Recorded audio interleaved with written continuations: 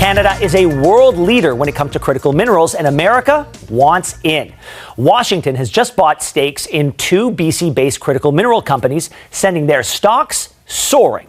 The U.S. bought a 10% stake of Trilogy Metals for $35.6 million and a 5% stake in Vancouver-based Lithium Americas. Ottawa had blocked foreign investments in the Canadian critical mineral sector in the case of China, citing national security concerns. It starts with an image that doesn't feel possible. A U.S. Secretary of Commerce standing beside a Canadian minister as they announce a multi-billion-dollar minority stake purchase in a British Columbia mining firm. Cameras flash. The tone is oddly conciliatory. Washington is at once investor and supplicant. For decades, geopolitics and trade diplomacy were about tariffs, sanctions, and trade agreements. Now, in the blink of an economic cycle, it's about ownership. The United States has gone from trying to compel partners through pressure to quietly buying a share of the very resources it once assumed it could command. And that change tells a deeper story about power. The leverage of minerals, the fragility of supply chains, and a neighbor who has learned to turn coercion into advantage. Driving north out of Vancouver, you see the landscape shift from glass high-rises to the wide, worked slopes of mining country. Here, below the pine and fog, are deposits of lithium, nickel, cobalt, and a dozen lesser-known elements that have suddenly become the sinew of modern industry. Vehicles, rockets, wind turbines, and military hardware all depend on these materials. The map has always mattered, but only recently has the shape of demand made this geography into strategic real estate. For the last 2 years, U.S. trade strategy has resembled a blunter instrument than policy usually permits. High tariffs, aggressive rhetoric, and a set of threats aimed to pull production back onto American soil. The administration framed these steps as restoring production and protecting national security. But policy has consequences that outlive a press conference. The tariffs and the withering public theatrics did more than punish. They signaled unpredictability. Corporations hate unpredictability. Investors flee it. Partners resent it. Canada watched quietly and then deliberately. The moment of shift is not a single press release but a string of pragmatic choices. A sovereign fund that moves capital into mining and processing, regulatory tweaks that speed permits for value-added capacity, industrial policy that insists not just on extraction but on refining and battery manufacturing inside Canadian borders. Ottawa's language is cautious, neutral, even technocratic. Economic resilience, supply chain security, but the effect is strategic. Investors, faced with tariffs and political noise south of the border, began to see Canada not as a hinterland but as a stable harbor. Where Washington flailed with tariffs, Canada offered predictability and access. That predictability translates into leverage. Critical minerals are not fungible like steel or corn. They require specialized refining, rare infrastructure, and often local geological circumstances. You can't move a lithium deposit. You can, however, choose where to process ore, where to finance plants, and where to build refining capacity. Once processing and refining are established in a place, a chain of dependency grows. Suppliers, engineers, downstream manufacturers, logistics routes. It is in these chains that power concentrates. When the U.S. began buying stakes in Canadian critical mineral firms, it was an acknowledgement of that reality. Buying equity doesn't restore the centuries of supply assurance that intergovernmental treaties once implied, but it does create economic ties that are harder to sever than a tariff schedule.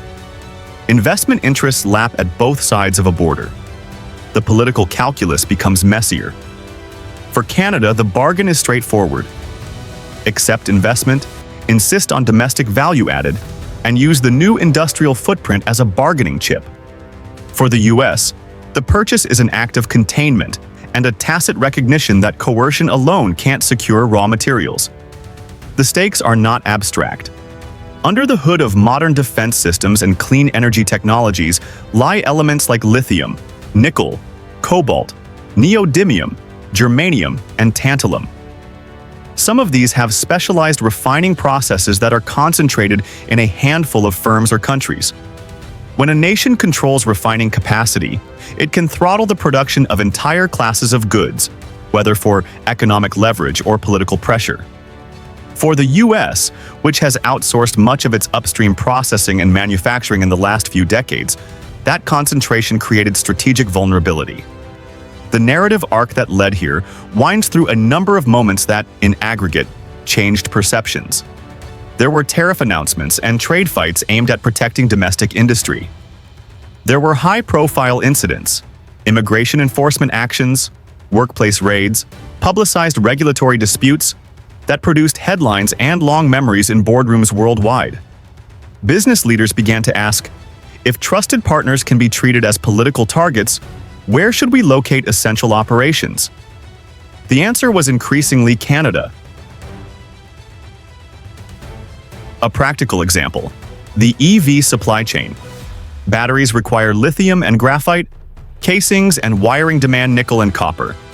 Magnets in motors demand neodymium and dysprosium. This isn't a single component that can be swapped overnight. It's an ecosystem. When the U.S. applied tariffs and signaled a willingness to weaponize trade, companies looked for markets and jurisdictions where policy was predictable and where governments would support the build-out of processing and refining capacity. Canada's package, incentives, streamlined permitting, and an industrial plan that tied mining to manufacturing became politically appealing and economically rational. Ottawa's strategist, the quiet technocrat who lays out the plan in boardrooms and on televised briefings, did more than advertise low-risk business conditions. He insisted on a domestic chain, mines to refineries to battery plants to vehicle assembly. When that pipeline became real, the dynamic shifted. Canada no longer supplied raw ore. It supplied components and jobs. That depth of participation transformed Canada from a supplier to a partner, and importantly, to a gatekeeper. The U.S. reaction was unpredictable in its own way. Frantic investments, emergency financing, government-backed equity purchases, actions that read like improvisation rather than strategy. Buying stakes in British Columbia firms, underwriting partial financing for refineries in Alberta, fast-tracking permits in Appalachia. These were all tactical attempts to patch a strategic shortfall. They worked to a degree, but they were a response, not a plan. Rebuilding refining capacity is not a matter of a few short months. It takes years, permits, environmental approvals, and an ecosystem of specialized workers and engineers. In the meantime, the supply lines that now move through Canada are real, contracted, and sticky. There are human dimensions to this economic reorientation. In small towns near mines, the arrival of investment is visible. Crews build processing plants that hum day and night. Local schools see new enrollments. Small contractors get work. In some places, the local economic horizon brightens. But those benefits also shift the political axis. Local leaders, governors, and premiers see power in the jobs and tax base that these facilities create. They realize that a steady supply pipeline gives them negotiation room they never had. Political actors begin to speak in different terms, not simply about jobs, but about strategic bargaining. And bargaining they do. Canada's premiers, particularly those from provinces rich in minerals, understand the leverage. They bargain for guarantees, local hiring, environmental commitments, royalties, and preferential offtake agreements that secure long-term revenue streams. Where once a mining concession might have been a narrow local affair, it becomes a matter of national strategy. Provincial capitals convene roundtables on battery manufacturing, international partners, and workforce training. Ottawa, no longer content to be a passive supplier, links these provincial plans into a national industrial roadmap. The U.S. feels that new leverage acutely. Automotive firms that once enjoyed bilateral trade advantages now find their supply chains re-anchored in Canada. Components cross the border less as raw ore and more as refined intermediate goods. The result is both economic and political. Tariffs aimed at coercion become blunt instruments when the target can simply pivot supply routes or deepen domestic refinement in a stable jurisdiction. A tariff might raise the price of a truckload of ore, but if Canada can sell a refined battery cell with greater value and a secure contract with an Asian automaker, the calculus flips. political theater exacerbates these practical problems. When a U.S. leader uses nationalist language or publicly threatens allies, it matters. Diplomatic theatrics are not mere words. They shape investor perceptions and corporate risk calculations. Businesses watching the rhetoric make choices about where to place factories and how to secure raw materials. They ask whether their capital is safer in a place that values predictable policy and rule-based regulation. In an era when global supply chains are both complex and fragile, the parameter that often decides a corporate headquarters settlement is not only cost, it is policy certainty.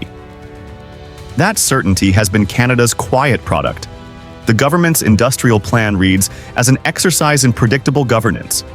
It ties incentives to compliance, environmental safeguards in exchange for long leases, training commitments in exchange for tax credits, procurement preferences in exchange for off-take agreements. This makes Canada an attractive host not just for extractive firms, but for the downstream manufacturers who create higher-value goods. Battery gigafactories, specialty refining, and modular manufacturing clusters begin to appear on maps that once suited only refineries in Asia or smelters in distant continents. In the end, this story isn't just about lithium, cobalt, or nickel. It's about power, trust, and the future of North America itself. For decades, the United States called the shots on trade, energy, and defense. But now, in 2025, Canada holds something far more valuable than tariffs or treaties: control over the resources that will fuel the next century. Trump's tariffs were meant to make America strong again, but they've exposed a new reality. Strength today isn't built on walls or slogans. It's built on minerals, clean energy, and strategic trust. And right now, much of that trust and leverage sits north of the border. As Washington scrambles to secure supply chains and rebuild its credibility, one question remains. In the race for control over the future, has America just handed the wheel to Canada?